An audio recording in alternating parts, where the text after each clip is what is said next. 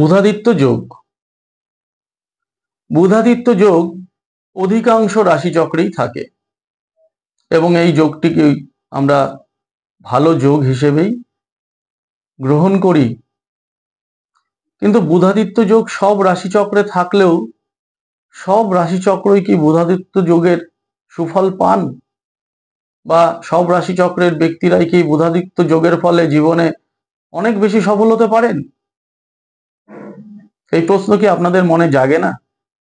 আপনারা দেখবেন আপনাদের অনেকের রাশিচক্রে বুধাদিত্য যোগ রয়েছে। বুধাদিত্য যোগ কি? বুধ এবং আদিত্য, আদিত্যকে সূর্য, অর্থাৎ বুধ এবং সূর্য একটি রাশিচক্রের কোনো একটি ঘরে যদি একসঙ্গে অবস্থান করে তাহলে বুধাদিত্য যোগ তৈরি হয়। বুধাদিত্য যোগের ফল কি?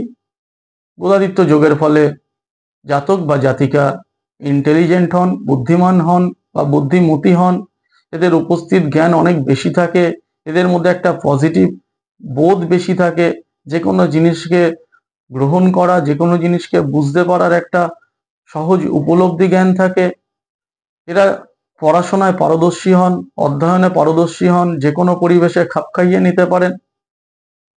তাহলে আপনার রাশিচক্রে বা সব রাশিচক্রে বা অধিকাংশ রাশিচক্রে বা যেসব রাশিচক্রে বুধাদিত্য যোগ রয়েছে তাদের সবার মধ্যে কি এই গুণ থাকে? থাকে না।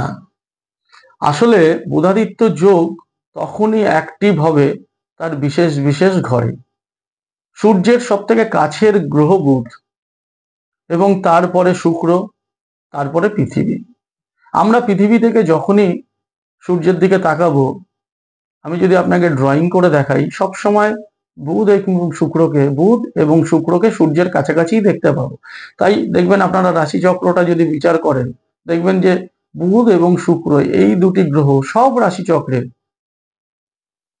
একদম রবির কাছাকাছি থাকে। বেশিরভাগ রাশিচক্রেই বুধ রবির সঙ্গেই থাকে, কারণ ওই একই কৌণিক ভাবে আমরা যখনই পৃথিবী থেকে দেখব, তখন যেহেতু কৌণিক দৃষ্টিতে বুধের কাছাকাছি বুধ এবং সূর্যের কাছাকাছি বুধ এবং শুক্র রয়েছে, তাই বুধ শুক্রকে একই ঘরে, বা রবি বুধকে এক ঘরে, বা শুক্র বুধকে এক ঘরে আমরা দেখতে পাবো। এবার বুধ এবং রবি, এই যে বুধাদিত্য যোগ, বুধ যোগ আদিত্য বুধাদিত্য, এই যোগ কখন কার্যকারী হবে এবং কোন কোন ক্ষেত্রে কার্যকারী হবে? মূলত বুধ এবং রবি যত বেশি কাছাকাছি আসে, বুধের শক্তি কিন্তু কমতে থাকে। রবির ওই তেজে, রবির ওই পাওয়ারে বুধের শক্তি অনেকটাই কমে যায়।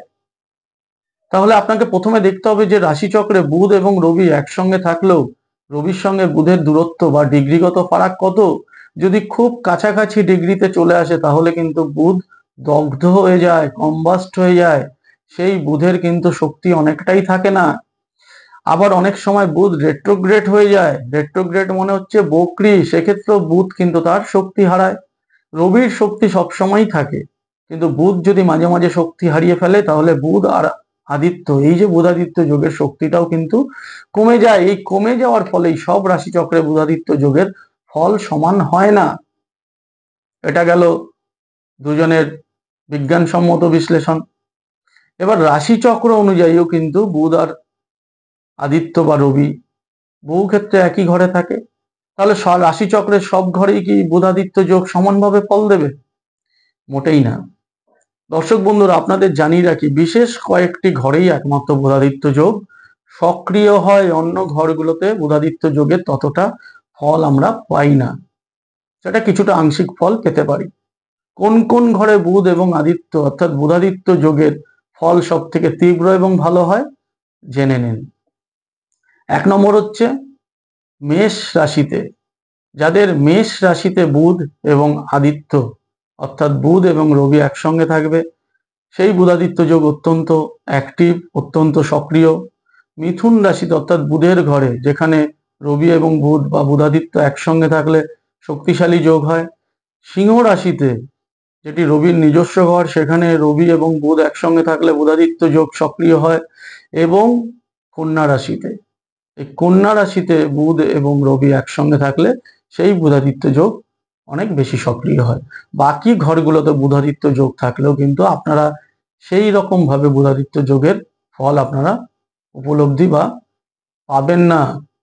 তাই সবসময় রাশিচক্র বিচারের আগে দেখে নিতে হবে যে বুধ এবং আদিত্য অর্থাৎ বুধ এবং রবি কোন ঘরে বসে রয়েছে এবং বুধের শক্তি কতটা রয়েছে, সে কি অস্তমিত আছে, সে কি রেট্রোগ্রেড আছে, সে কি কম্বাস্ট আছে। এগুলো যদি ঠিকঠাক থাকে তাহলে কিন্তু বুধাদিত্য যোগের ফল আপনারা প্রবলভাবে পাবেন।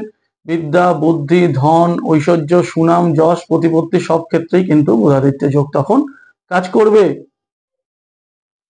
তাহলে বুধাদিত্য যোগ সম্বন্ধে আজ আপনাদের এই ছোট্ট ভিডিওতে জানালাম। পরবর্তী ভিডিওতে অন্য কোনো যোগ নিয়ে আবার ফিরে আসব।